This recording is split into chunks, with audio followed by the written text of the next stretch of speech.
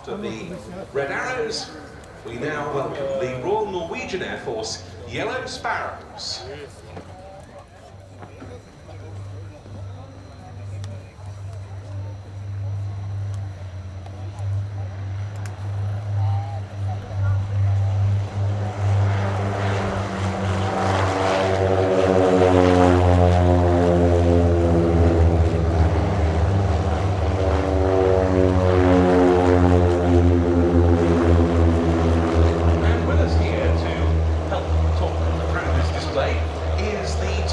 Reserve pilot, Lieutenant Colonel Eric Mickelson. Eric, very warm welcome to you and your colleagues to Fairford. Great to see you here. What can we expect in the next few minutes? The yellow colour scheme standing out very well against that sky there. What made you choose the yellow colour scheme? The yellow colour scheme was changed about 20 years ago. Originally, the aircraft was green, olive green, military green, and they were changed to have higher visibility during the early 2000s. Yes, and in the Royal Air Force we've done a similar change of our training aircraft. Those that are made of composites are painted yellow, with yellow being the second highest visibility against black, unbelievably. Yeah. We are, some of us would like to see the aircraft being blue and yellow, because that was the original painting and the color scheme for the Norwegian flying school during World War II. It's the triangle or delta formation. The team is going to turn to the right and come up in a chevron formation.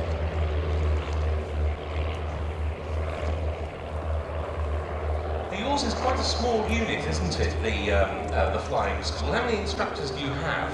It's 7 instructors full-time, and then about the same amount part-time. So I'm a retired Air Force pilot, helicopter background, and I work part-time for the flight selection starting in August. And the actual flying will start in September and then finish up in late November. And then the next class started just after Christmas in early January. Here we can see them on the front left, coming in on a chevron formation.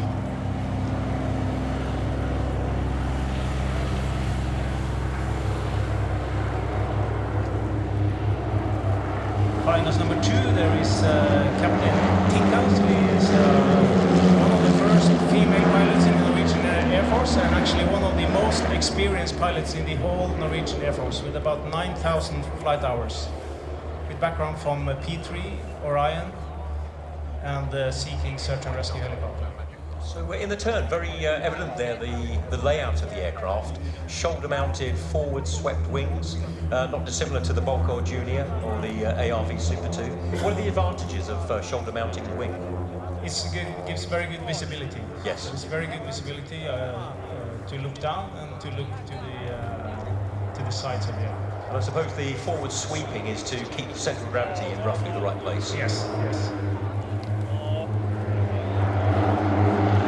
This is a formation that we call the arrow.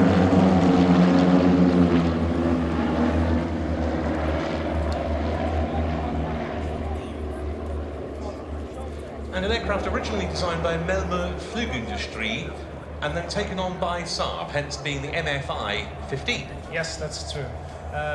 There's 2 operators in NATO with the same aircraft. It's Norway and Denmark. Actually, Sweden does not have this type of aircraft, even though it's a Swedish design and Swedish built aircraft. And we saw the Royal Danish Air Force with their T-17 supporter models here a couple of years ago with their Team Baby Blue. Yeah, that's the same concept and just about the same mission for the units. You can fit a 3rd seat into this aircraft, can't you, if necessary, just about? Facing aft, not very comfortable, and putting a lot of restrictions on the... so I think we can say it's a 2-seat. Yeah.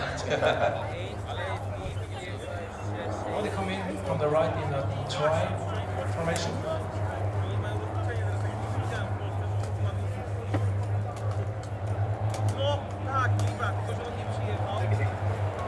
And you mentioned Bardufoss. We're from Bardufoss, and the Royal Navy Commando Helicopter Force, and then further on the Joint Helicopter Command. They had a base inside the perimeter was for about 50 years since the late 60s, so they've been there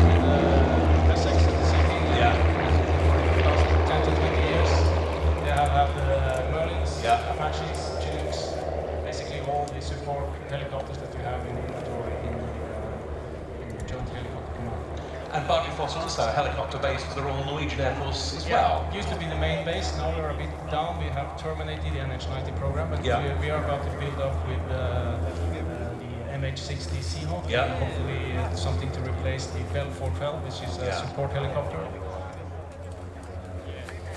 So I suppose the cruise speed is about 110 knots for the aircraft? Well, it's more than 100, 105. 105. So how many legs and how many hours did they log from Bardufoss? We have flown about 20 hours to get here.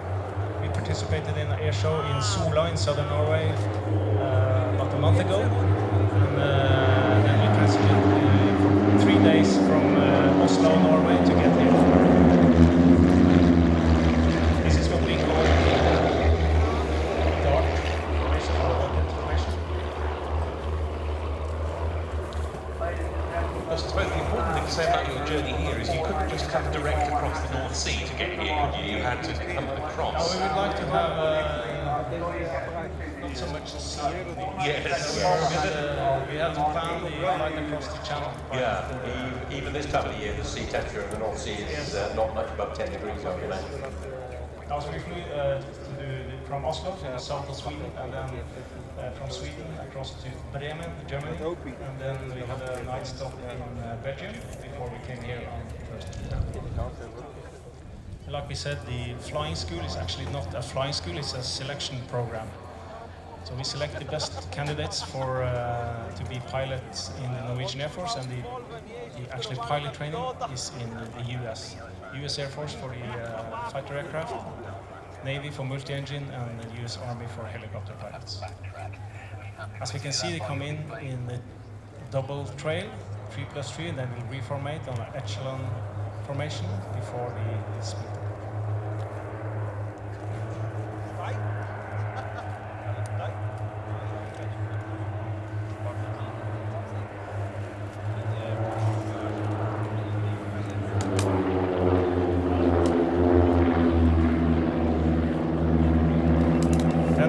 Set up for a flyby to greet the audience. So please wave to the formation when they pass by before they set up for a final landing. This has been such a tremendous effort to get here. It's going to be a tremendous effort to get back to Bardufoss as well. Yeah, we are very grateful to come here. It's been a fantastic experience so far, and we look forward for an absolutely delightful display. Please do show your appreciation to the Royal Norwegian Air Force Yellow Sparrows.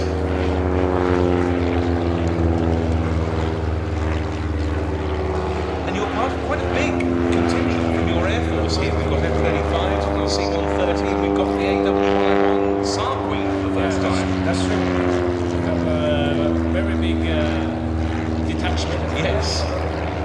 Fearful of this year. And our friends from the Norwegian Air Force Historical Squadron, Kenneth Kissler is here as well, with his vampire as part of our Royal Canadian Air Force centenary theme. Yeah, they're actually parked right next to us. We have all the Norwegian flying assets very close. And the Spitfire is flown also by the Norwegian pilot, Rolf Meum, yes, we look forward to seeing him later on. And always very good to have back with us at the Air Tattoo one of the first foreign air arms to ever come to this show, because when it was founded in 1971, Lieutenant Colonel Erik Nicholson from the Royal Norwegian Air Force helping talk through that lovely routine from the Yellow Sparrows.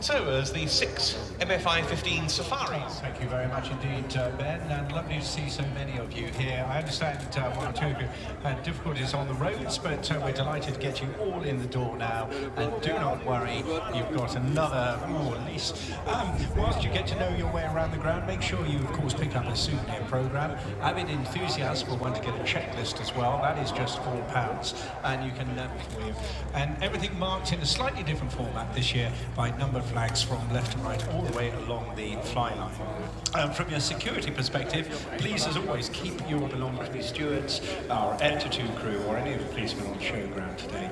Should you become separated, customer entry points, but if not, then just go to the big information stand right in the centre of the showground and pick one up from there. But otherwise, particularly for the children, today on the Inspire stage, just right next to that, Tom Fletcher from McFly chats to Adam Collins and the Red Arrows. We're also, first, we have Miss America and Miss UK linking up. We've got Shetland.